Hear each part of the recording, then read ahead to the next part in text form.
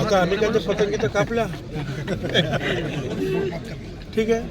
उद्या आणखीन आपल्या सहकाऱ्यांबरोबर शक्य झालं तर अनेकांच्या पतंगी कापल्या असं तुम्ही म्हणतात, मग आता आपली पतंग कापली गेली ना राजकारणात 2.5 वर्षासाठी. माझी पतंग नाही कापली. मी ह्या येवल्याचा आमदार आहे आणि तो 5व्या वेळेला आहे. आणि हे लक्षात घ्या, माझा जन्म येवल्यात झालेला नाही, माझं घरदार कुटुंब येवल्यातलं नाही, तरीसुद्धा या येवला लासलगाव लोकांनी मला मागचे 20 वर्ष आणि पुढच्या 5 वर्षासाठी आमदारकी बहाल केलेली आहे. मग आता आपण पुढे पतंग कापणार का कोणाची? आपल्याला मध्ये बसून आणि त्याच वेळेला एक पतंग उडत होती तिथे, काय सांगाल?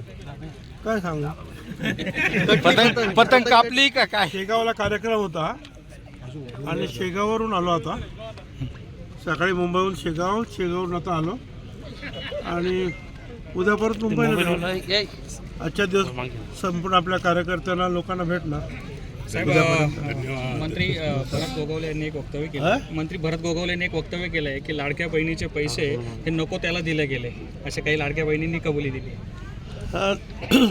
काही प्रमाणात हे खरं आहे, कारण आधी जे मला कळलं होतं ते नियम असं काहीतरी होता की एका घरामध्ये 2 महिलांना देणं, त्यांचं कुठे मोटर गाडी नसावी, बायसिकल नसावी, उत्पन्न म्हणजे गरीब लोकांना द्यावे. पण आता सर्रास फॉर्म भरले गेले आणि सर्रास लोकांना घेतला फायदा. तर माझं म्हणणं असं आहे की एक अपील केलं पाहिजे लोकांना, आणि जे ह्या नियमात बसत नाही त्यांनी स्वतःहून आपली नावं जे आहेत काढा म्हणून सांगायला पाहिजे. आणि जे पैसे दिले गेले ते आता परत मागण्यात काहीही अर्थ नाही, ते मागण्यात येऊ नये. याच्या पुढे जे आहे लोकांना सांगावं, या नियमात बसत नाही, त्यांनी स्वतःहून आपली नावं काढून घ्यावी, नाहीपेक्षा मग त्यांना मात्र जे आहे दंडासहित वसुली करण्यात येईल. मागचं जे झालं ते आपण आपल्या लाडक्या बहिणींना अर्पण करून ते निवडणुकीपुरतं होतं असं होतं का काही?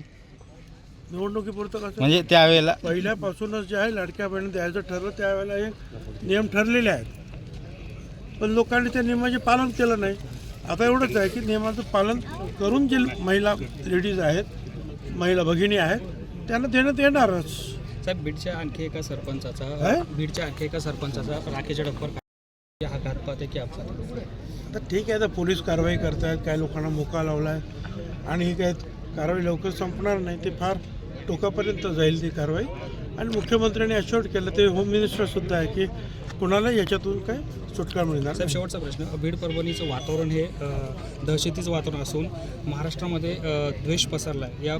ही परिस्थिती पुन्हा आणण्यासाठी शरद पवार साहेब हे मुख्यमंत्र्यांशी बोलणार आहे. असं आहे की एखाद्या जिल्ह्यामध्ये अशी परिस्थिती झाली असेल किंवा एखाद्या तालुक्यामध्ये, याचा अर्थ संपूर्ण राज्यात झाली परिस्थिती असं काही मी म्हणत नाही. आताच मी शेगावहून आलेलो आहे आणि तिकडे काय अशी काही परिस्थिती नव्हती साहेब. ठीक आहे, पण कुठेच हे घडता कामा नये, कुठल्याच गावात हे होता कामा नये साहेब, त्याच्यासाठी आपल्याला काळजी घेतली. माणिकराव कोकटे वाढता कामा नये. माणिकराव कोकटे असं बोलले की मी भुजबळांवरती काहीच बोलणार नाही. काय कारण? आणि संपला विषय. वेळ पडला मी काय त्यांचं मार्गदर्शनही घेईल असं आहे ना. माझ्या विरुद्ध कोणी बोललं नाही तर मी तरी कोणाच्या विरुद्ध कशाला बोलू. सगळ्यांना शुभेच्छा. चला.